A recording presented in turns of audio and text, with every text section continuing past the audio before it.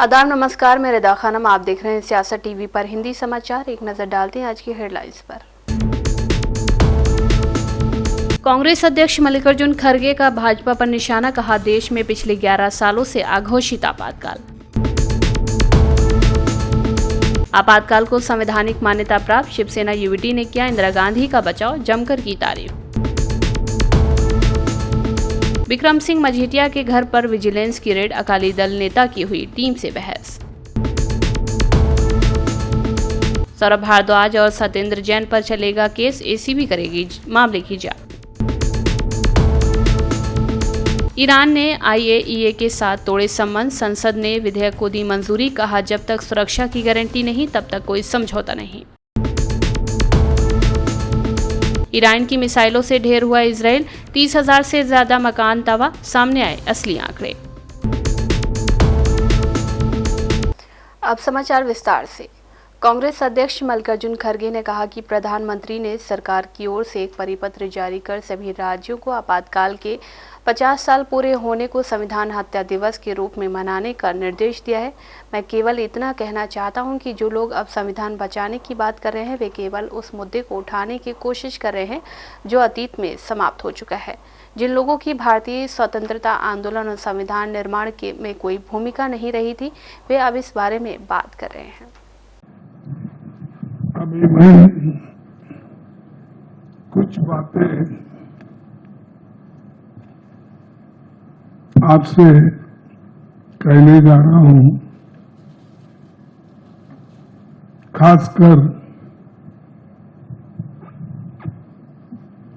प्रधानमंत्री जी ने एक नया सरकार की ओर से सर्कुलर निकाला है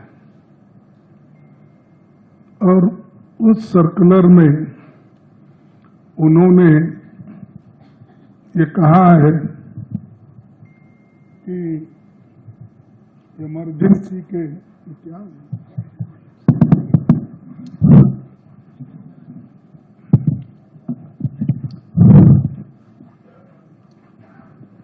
इमरजेंसी के 50 साल जो कंप्लीट हुए तो उसके बारे में उन्होंने ये कहा कि देश के संविधान को और लोकतंत्र को खत्म किया था, उसको हमने फिर बहाल करके इमरजेंसी को हमने खत्म किया और उसके बारे में वो चाहते हैं कि सारे स्टेट में वो बनाया जाए और ये जो संविधान का खातिला हुआ है इसका उन्होंने हर स्टेट में ये प्रचार करने के लिए आज वो हर जगह अपने जो एक लेटर लिखकर, यानी सरकार ने लेटर लिखी और उसमें बहुत कुछ बातें कही है, आप सबको मालूम है, फिर मैं वो दोहराता नहीं, लेकिन मैं इतना ही कहूंगा, जो लोग संविधान बचाव की बात अब कर रहे हैं, इमरजेंसी 50 साल होने के बाद इमरजेंसी का फिर से वो भारत के शुभांशु शुक्ला ने 3 अन्य अंतरिक्ष यात्रियों के साथ एक्सियोम 4 मिशन के लिए कैनेडी स्पेस सेंटर से उड़ान भर ली है। इस मिशन का संचालन भारत के शुभांशु शुक्ला ही कर रहे हैं। उन्होंने अंतरिक्ष में पहुंचते ही देश के लिए पहला मैसेज भेजा। शुभांशु ने कहा कि मेरे कंधे पर मेरा तिरंगा लगा है, मेरे साथ पूरा देश है। उन्होंने स्पेस मिशन पर जाने से पहले सभी को शुक्रिया कहा था। अमेरिका के फ्लोरिडा में नासा के कैनेडी स्पेस सेंटर से शुरू हुए मिशन में क्रू कंपनी के फाल्कन 9 रॉकेट का इस्तेमाल हो रहा है। सभी अंतरिक्ष यात्री एक नए स्पेसएक्स ड्रैगन स्पेसक्राफ्ट पर सवार हैं। शुभांशु ने स्पेस पहुंचने के बाद देश के लिए पहला मैसेज भेजा। भारतीय अंतरिक्ष यात्री शुभांशु शुक्ला ने कहा कि नमस्कार मेरे प्यारे देशवासियों, हम 41 साल के बाद वापस अंतरिक्ष में पहुंच गए हैं। ये एक अद्भुत सफर है। हम 7.5 किलोमीटर प्रति सेकंड की रफ्तार से पृथ्वी की परिक्रमा कर रहे हैं। मेरे कंधों पर मेरा तिरंगा मुझे बताता है कि मैं आप सभी के साथ हूं। ये मेरी यात्रा अंतर्राष्ट्रीय अंतरिक्ष स्टेशन की शुरुआत नहीं है, ये भारत के मानव अंतरिक्ष कार्यक्रम की शुरुआत है। मैं चाहता हूँ कि आप सभी इस सफर का हिस्सा बने। आपका सीना भी गर्व से चौड़ा होना चाहिए। आइए हम सब मिलकर भारत के मानव अंतरिक्ष कार्यक्रम की शुरुआत करें। जय हिंद, जय भारत। साल 1975 में 25 जून के दिन उस समय की प्रधानमंत्री इंदिरा गांधी ने देश में इमरजेंसी लगाई थी। उसी के चलते आज 25 जून के दिन जहां एक तरफ भाजपा इस दिन को संविधान हत्या दिवस के रूप में मना रही है, तो वहीं दूसरी तरफ उद्धव ठाकरे की शिवसेना के नेता संजय राउत इमरजेंसी लगाने को लेकर इंदिरा गांधी का बचाव करते हुए नजर आ रहे हैं। साथ ही उन्होंने इंदिरा गांधी की तारीफ करते हुए कहा कि इंदिरा गांधी ने संविधान का पूरा सम्मान करते हुए इस वक्त आपातकाल लगाया था। ये व्यवस्था है हमारे संविधान में, जब देश की अंतर्गत सुरक्षा को बाहरी शक्ति से या अंदरी शक्ति से कोई धोखा उत्पन्न होता है, कोई अराजकता फैलाना चाहते हैं, तो प्रधानमंत्री राष्ट्रपति की मंजूरी से आपातकाल लगा सकते हैं। ये संविधान में दिया हुआ अधिकार है किसी भी सरकार को, और इंदिरा गांधी ने संविधान का पूरा सम्मान करते हुए ये उस वक्त आपातकाल लगाया था। ये इंदिरा गांधी थी जिसने लोगों को सामने आकर कहा कि मैं आपत्ति सुधर जाएगी तब ये आपातकाल में पीछे ले लूंगी, और इंदिरा गांधी ने आपातकाल पीछे लिया और चुनाव को भी तुरंत, वो 22 महीने के बाद चुनाव को भी सामने गई इंदिरा गांधी। ये लोकतंत्र है। किसी भी लोकतंत्र में आपातकाल को एक संवैधानिक मान्यता है, तो आप उसे संवैधानिक हत्या दिन या लोकशाही विरोधी दिन नहीं मान सकते, नहीं मान सकते आप। चुनाव इंदिरा गांधी ने हेरा फेरी करके चुनाव जीत सकती थी उस वक्त भी, जो आज हो रहा है, लेकिन आपातकाल के बाद इंदिरा गांधी चुनाव का ऐलान किया। इंदिरा गांधी चुनाव हार गई, खुद इंदिरा गांधी चुनाव हार गई, उनकी पार्टी हार गई, इंदिरा गांधी ने वो स्वीकार कर लिया। आज ऐसा हो रहा है क्या? इंदिरा गांधी उस वक्त भी हेरा फेरी करके, दहशत और भय निर्माण करके, पैसों के बल से चुनाव जीत सकती थी, लेकिन इंदिरा जी ने वो नहीं किया, क्योंकि वो इंदिरा जी लोकतंत्र की रखवालदार थी, चौकीदार थी असली। आज क्या हो रहा है? आज की स्थिति से तुलना करो 2014 के बाद इस देश में 11 साल हो गए, अघोषित आपातकाल है, अघोषित आपातकाल है। हाँ, उस वक्त आप बोलते हैं कि तुर्कमान गेट में संजय गांधी ने बुलडोजर चलाया। आज तो हर दिन गरीबों के ऊपर बुलडोजर चलाया जा रहा है, जात और धर्म पूछकर बुलडोजर चलाया जा रहा है। आज उस वक्त अपोजिशन के लोगों को जेल में डाला था, लेकिन पूरी व्यवस्था थी जेल में, पूरी।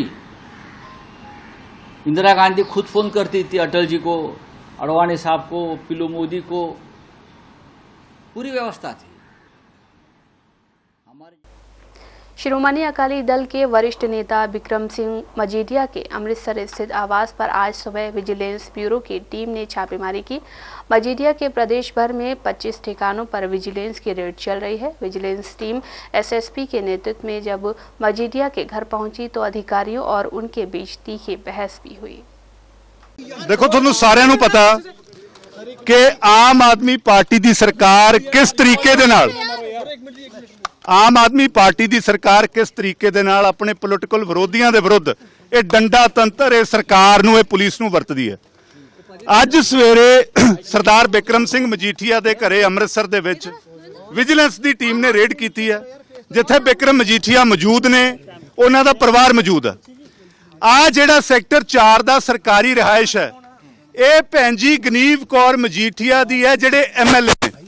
ਉਰੇ ਚੰਡੀਗੜ੍ਹ ਪੁਲਿਸ ਦਾ ਇੱਕ ਰਿਸ਼ੀ ਕੁਮਾਰ ਹੈਗਾ, ਐਸਐਸਪੀ ਵਿਜੀਲੈਂਸ ਮੋਹਾਲੀ ਅੰਦਰ ਹੈ। 15 ਬੰਦੇ ਲੈ ਕੇ ਅੰਦਰ ਵੜੇ ਹੋਏ ਨੇ ਔਰ ਉਹਨਾਂ ਕੋਲੇ ਇਸ ਪ੍ਰਾਪਰਟੀ ਦਾ ਸਰਚ ਵਾਰੰਟ ਤੱਕ ਹੈ ਨਹੀਂ। ਤਾਂ ਮੈਂ ਕਮਾਲ ਮੰਨਦਾ, ਪਹਿਲਾਂ ਤਾਂ ਮੈਂ ਚੰਡੀਗੜ੍ਹ ਪੁਲਿਸ ਦਾ ਕਮਾਲ ਮੰਨਦਾ ਕਿ ਜਿਨ੍ਹਾਂ ਨੇ ਬਿਨਾਂ ਸਰਚ ਵਾਰੰਟ ਚੈੱਕ ਕੀਤੇ ਉਹਨਾਂ ਨੂੰ ਪ੍ਰਾਪਰਟੀ ਦੇ ਅੰਦਰ ਆਉਣ ਦਿੱਤਾ।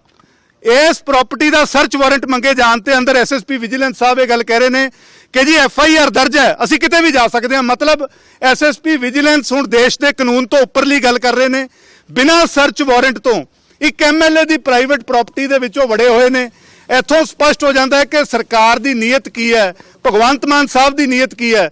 ਮੈਂ ਅੱਜ ਪੰਜਾਬ ਪੁਲਿਸ ਦੇ ਡੀਜੀਪੀ ਨੂੰ ਪੁੱਛਣਾ ਚਾਹੁੰਦਾ ਕਿ ਕਿਹੜਾ ਐਸਾ ਰੂਲ ਹੈ ਜਿਹੜਾ ਪਰਮਿਟ ਕਰਦਾ ਹੈ ਕਿ ਇੱਕ ਪ੍ਰਾਪਰਟੀ ਜਿਹੜੀ ਕਿ ਇੱਕ ਐਮਐਲਏ ਦੀ ਰਿਹਾਇਸ਼ ਹੈ, ਉਹਨਾਂ ਦੇ ਬੈਡਰੂਮਾਂ ਦੇ ਵਿੱਚ ਪੁਲਿस।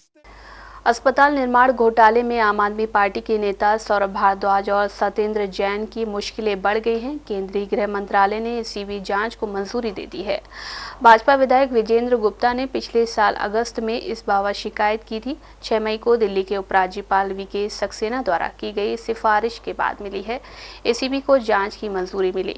ये मामला 6,800 बेड और 7 आईसीयू वाले अस्पतालों के निर्माण से संबंधित है, जिसके लिए 1,125 करोड़ रुपए की लागत स्वीकृत की गई थी। आरोप है कि 3 साल से अधिक समय बीतने के बावजूद केवल 50% कार्य ही पूरा हुआ, जिसमें 800 करोड़ रुपए खर्च किए गए। 2018-19 में 24 अस्पताल परियोजनाओं के लिए 5,590 करोड़ रुपए की मंजूरी देने के बाद कथित भ्रष्टाचार के आरोपों ने इस मामले को सुर्खियों में ला दिया है। आरोप है कि स्वीकृत राशि का एक बड़ा हिस्सा खर्च होने के बावजूद निर्माण कार्य अपेक्षित गति से नहीं हुआ। इन आरोपों के आधार पर केंद्रीय गृह मंत्रालय ने एसीबी को सौरभ भारद्वाज और सत्येंद्र जैन के खिलाफ जांच की मंजूरी दी है। ये कार्रवाई भाजपा विधायक विजेंद्र गुप्ता की शिकायत के बाद शुरू हुई, जिन्होंने अस्पताल निर्माण में भ्रष्टाचार का मुद्दा उठाया था। केंद्रीय गृह मंत्रालय ने 6 मई 2025 को दिल्ली के उपराज्यपाल वीके सक्सेना की सिफारिश पर एसीबी को जांच की अनुमति दी। सौरभ भारद्वाज और सत्येंद्र जैन उस समय दिल्ली सरकार में स्वास्थ्य विभाग से जुड़े प्रमुख नेता थे। आरोप है कि उनकी निगरानी में परियोजनाओं को ठीक ढंग से लागू नहीं किया गया, जिसके कारण देरी और धन की बर्बादी हुई। हालांकि आम आदमी पार्टी ने आरोपों से इनकार किया। पार्टी ने आरोप लगाया है कि ये नियमित परियोजनाओं में देरी को हथियार की तरह इस्तेमाल कर रही है। दिल्ली के रिठाला मेट्रो स्टेशन के पास एक फैक्ट्री में आग लगने का मामला सामने आया है। घटना मंगलवार शाम की बताई जा रही है। आग लगने की सूचना तुरंत दमकल विभाग को दी गई। सूचना मिलते ही दमकल की करीब 16 गाड़ियां मौके पर पहुंची और आग पर काबू पाने का काम शुरू किया गया।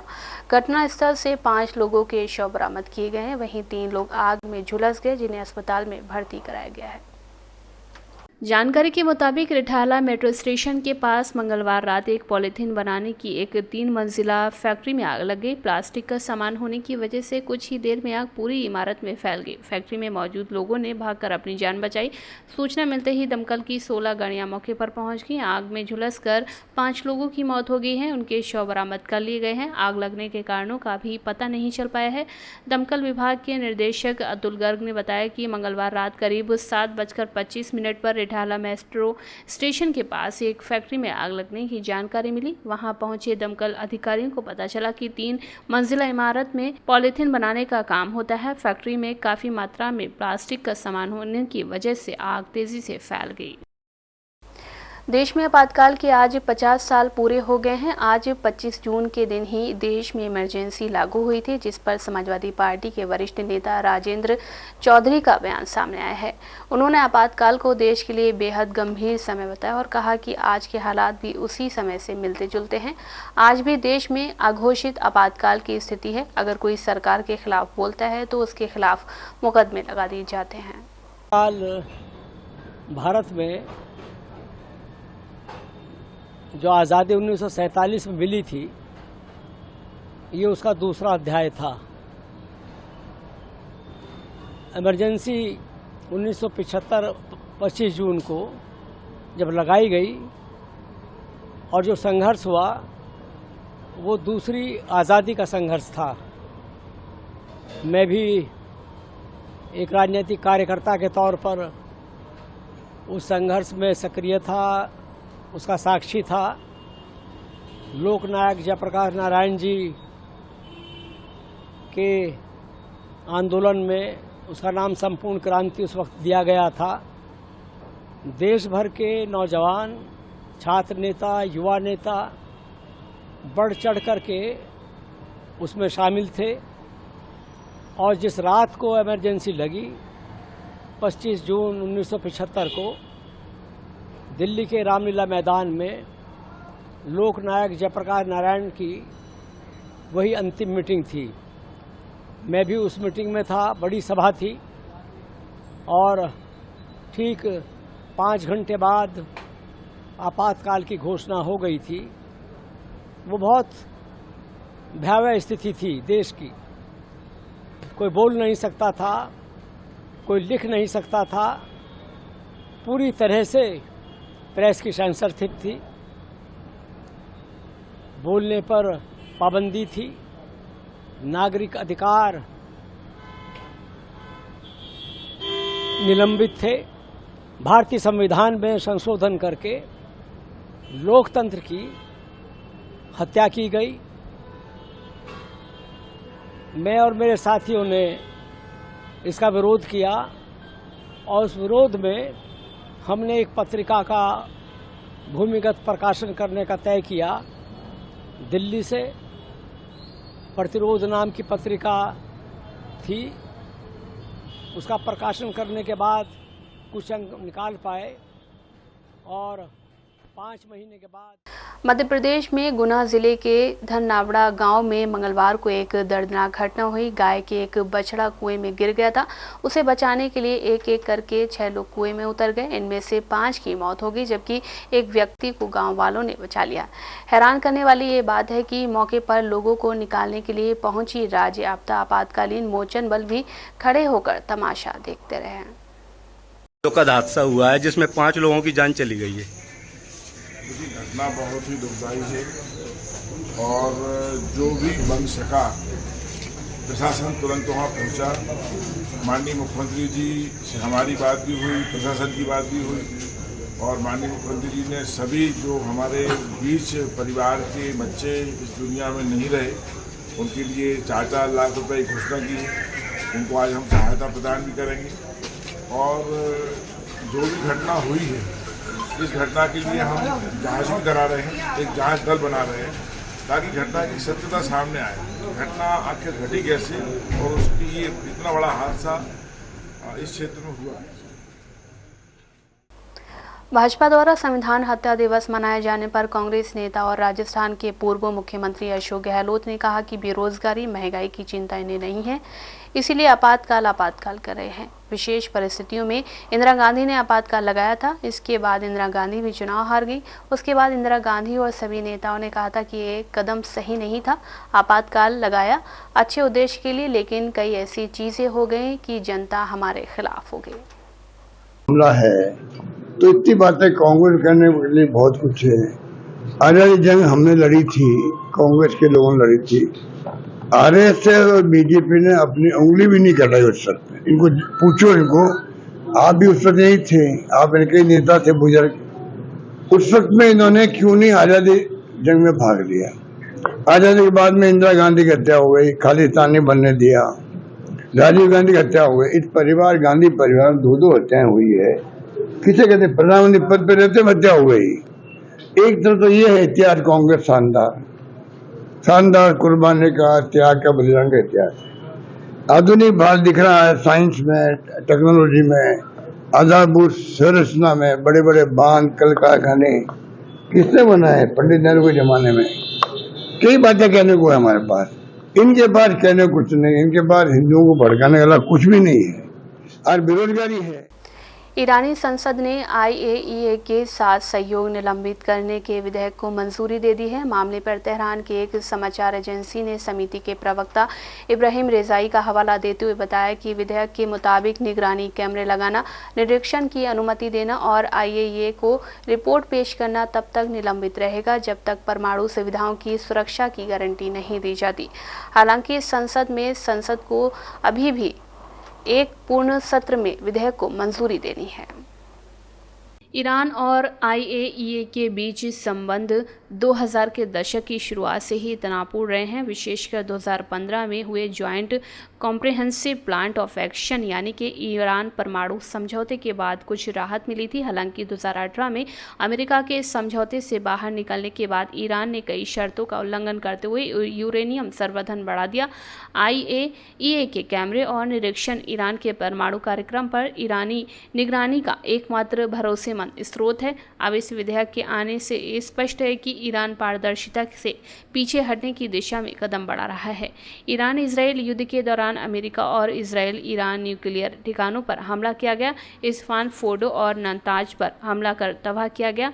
इस पर अमेरिका ने दावा किया है कि उन्होंने सारे मटेरियल बर्बाद कर दिए। हालांकि ईरान ने इसको मानने से इनकार कर दिया। वहीं अमेरिकी उपराष्ट्रपति ने बयान दिया है कि ईरान के पास इतना सामान बचा हुआ है कि वो 9 परमाणु बम बना सकता है। इजराइल पर ईरानी हमलों का असर अब कागजों पर उतरने लगा है। दरअसल ईरान और इजराइल के बीच 13 जून से शुरू हुई लड़ाई ने इजराइल में भारी तबाही मचाई हुई है। अब इजरायली मीडिया के हवाले से जो आंकड़े सामने आए हैं वो इस जंग के असर की असली तस्वीर बयां करते हैं। रिपोर्ट्स के मुताबिक सिर्फ 12 दिन में की जंग में इजराइल में करीब 39,000 लोगों ने मुआवजे के लिए आवेदन किया है, जिसमें ज़्यादातर मकानों के टूटने फूटने की शिकायतें हैं। इजरायली टैक्स अथॉरिटी के मुआवजा विभाग को अब तक कुल 38,700 दावे मिले हैं। इनमें से 30,809 दावे मकानों के नुकसान को लेकर हैं, यानी इतने लोगों ने बताया कि उनके घर या अपार्टमेंट्स पर मिसाइलों का असर हुआ है। इसके अलावा 3,713 दावे गाड़ियों के नुकसान के लिए और 4,085 दावे मशीनरी और दूसरे सामानों को लेकर आए हैं। माना जा रहा है कि हज़ारों अन्य इमारतों को भी भारी नुकसान हुआ है, लेकिन अब तक उनके लिए कोई दावा दाखिल नहीं किया गया है। इसका मतलब है कि आने वाले दिनों में आंकड़ा और भी बढ़ सकता है। स्थानीय वेबसाइट हरेडियम की रिपोर्ट्स के मुताबिक सबसे ज़्यादा मुआवजा दावे इजराइल की राजधानी तेल अवीव से आए हैं। तेल अवीव में 24,932 से ज़्यादा आवेदन मिले हैं। इसके बाद जहां सबसे ज़्यादा तबाही हुई है वो इजराइल का दक्षिणी शहर अशक्लोन है, जहां से 10,793 दावे किए गए हैं। अब सवाल है कि मुआवजा कितना होगा। इसको लेकर फिलहाल कोई अंदाज़ा नहीं है, क्योंकि इजरायली सरकार ने इस नुकसान की कुल लागत को लेकर कोई आधिकारिक बयान नहीं दिया है। हिंदी समाचार बस यहीं समाप्त होता है। मुझे दें इजाज़त। आप बने रहें सियासत टीवी के साथ।